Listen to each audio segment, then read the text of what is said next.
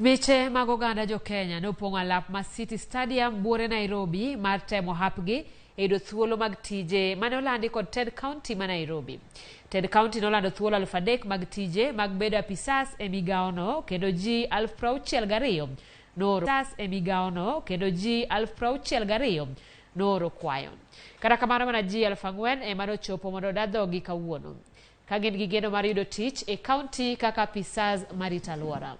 Kaluwore kod bod mochung'ne ndiko jotije county ni, kwan ji mathoth mane oro oboke maggi en ranyisi mar nok mar tije ne oganda e pacho ka.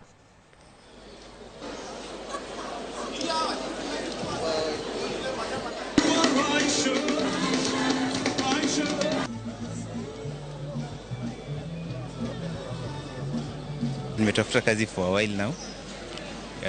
Tukiana hivi atupati kama vijana. So we had an opportunity to come here today and hatukuchagua kazi. Tulikuja kama with all the qualifications that we had. So we came to look for an opportunity and we expect that from today here we'll get something to do at least. If you look at the governor's manifesto, one of the flagship of his program is to create employment for the youth. So if you look the bracket of the age is between 85 and 35 years. So one of the things they'll be doing will be cleaning the streets, removing litter, unclogging the drains, and of course loading the vehicles that will take the waste to the dump site. And finally, of course, part of them will be used in our beautification program because we want to start a major campaign in beautification in the city.